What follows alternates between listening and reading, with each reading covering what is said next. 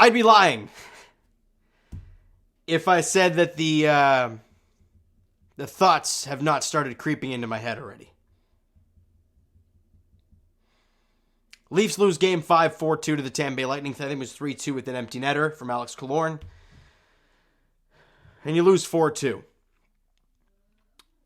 And there are lots of storylines from this game today. The Leafs get the first goal. John Tavares does a great job along the wall. Centers the puck. Matthew Knies just pokes at it to try and corral it. Can't. But Morgan Rielly's following up the play, and he beats Vasilevsky. The fans going nuts. Maple Leaf Square going bananas. Rielly's trying to hype everybody up. And the Leafs got a 1-0 lead, and that was only 5:46 into the game. And you're thinking, man, if you can get this early lead, get the fans really into it, and maybe get the next goal as well, you'll be in a really, really good spot. However, something that I've mentioned in videos in the past throughout the regular season and, hell, even the start of the postseason. When the Leafs score a goal, it's pretty incredible how often it happens where they allow a goal right afterwards. Or in the next 2-3 minutes afterwards. Because 26 seconds after the Rielly goal, Justin Holl goes for the flying hit. It was very unnecessary. Goes for the flying hit. I think it was Brendan Hagel. Or was it Brendan Hagel? Or Cirelli. I can't remember who. I think it was Brendan Hagel. Gets a piece of him, but not enough to slow him down.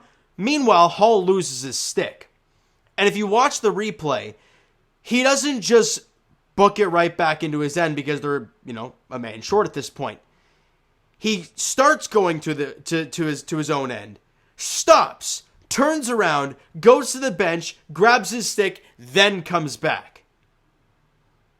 Meanwhile, they get a shot on net, puck drops, it's a scramble in front, and it's buried by Anthony Cirelli. And if you're watching the replay and you don't even look at Justin Holl, you see him and Brendan Hagel right in front of Samsonov, and the only guy right in front is Mark Giordano. There's two guys there, and the one that isn't covered by Gio buries it.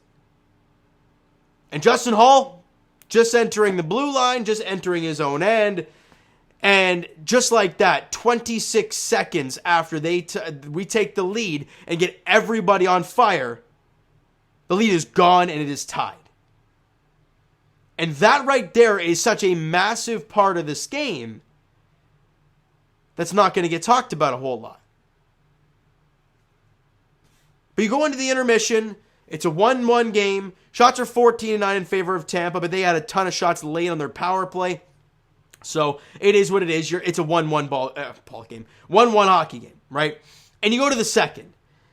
And what scares me early on, I noticed late in the first period and early to start the second, Vasilevsky's starting to make some big stops.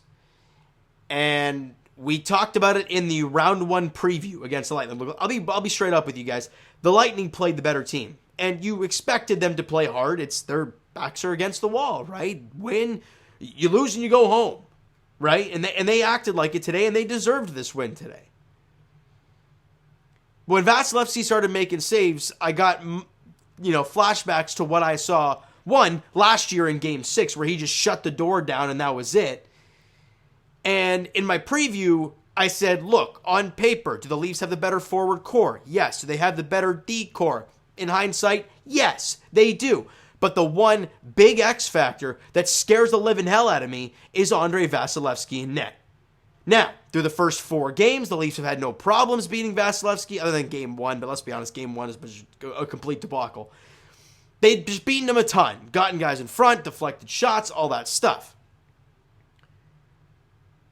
Less than 5 minutes into the period, Isimat, who gets brought in for Tanner Jeannot, comes down the left side, or right side, whatever the hell side he was on at the point. I think it was the left side.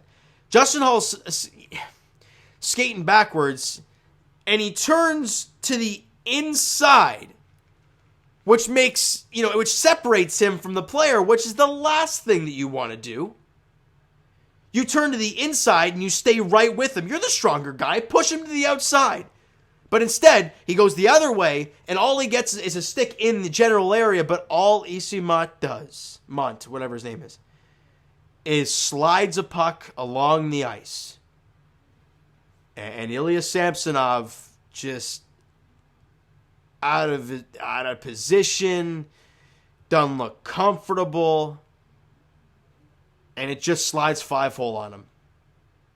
And when that goal went in, I thought to myself, oh no.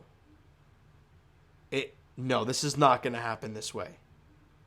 Because I noticed Vasilevsky was starting to make the big saves, and then the Leafs goaltender gives up the softie to give up the lead. The energy out of the crowd's gone at that point. Now I'm scared. Later in the second period, Vasilevsky's making some big saves. Shots on goal in the second were 11-7 in favor of the Lightning. Again, you can see why they wanted this game. Even when they had the advantage 2-1, they outshot the Leafs 11-7 in the period. And you go to the third, and at this point, my mind is all over the place. It's thinking Vasilevsky's not going to allow another goal. You need to bank it off someone's rear end, right?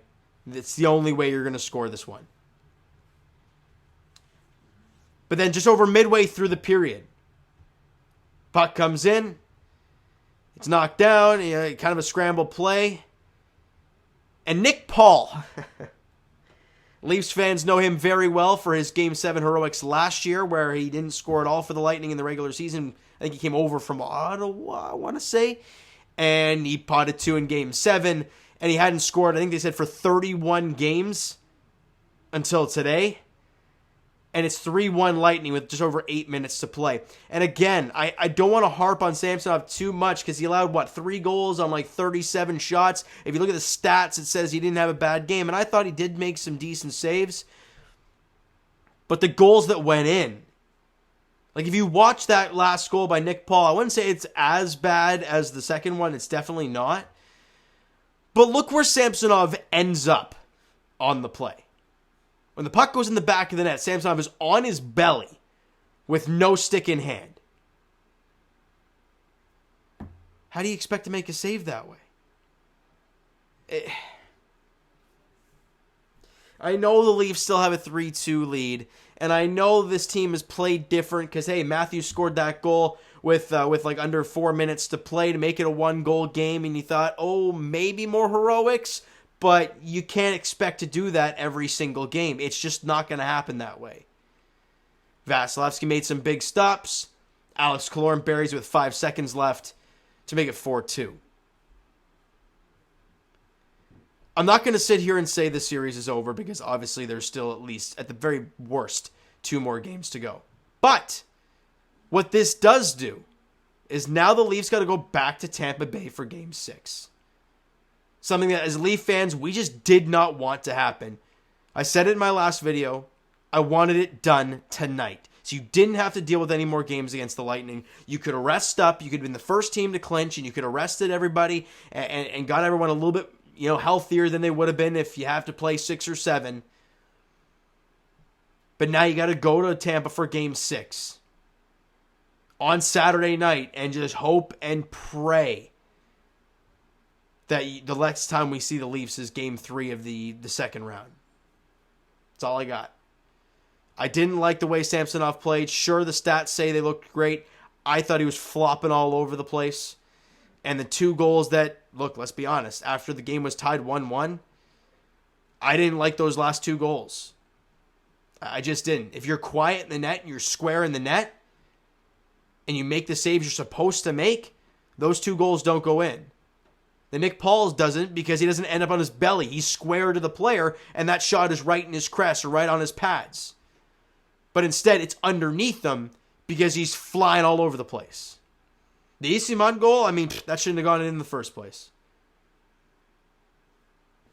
The stinkers are the ones that have hurt the Leafs in the past. Frederik Andersen gave up a stinker here and there. Jack Campbell gave up a stinker here and there. And those are the ones that really find a way to hurt you. And they did tonight.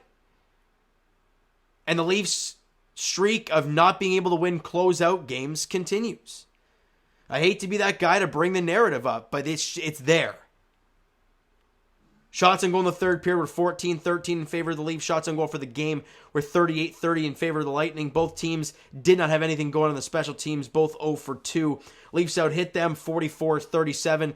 Doesn't really matter. Ilya Samsonov had 3 goals on 37 shots. If you look at it and say, hey, 919 save percentage, pretty good. Yes, just look at the goals. That's all I got.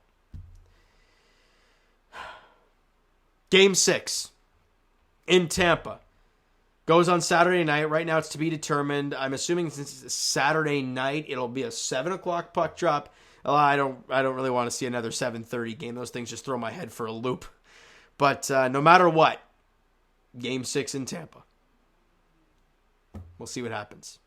And I'm hoping and praying it's a different result because I don't want to see these guys back here for Game 7. I just don't. All right, so you know what, guys? That is going to do it for this one. If you enjoyed the video and if you're a Lightning fan and you love the game today, because I'm sure you did, smack the like button. I do appreciate it. If you're a Leaf fan and you hated it, smack that like button as well. Hit the subscribe button. You guys not already. Comment down below your thoughts on the video, your thoughts on the game. Would you like, would you not like from today's game for the Toronto Maple Leafs? The Twitter and Instagram links are down below, so follow up there if you guys have not done so already. The Discord and TikTok links are down below there as well.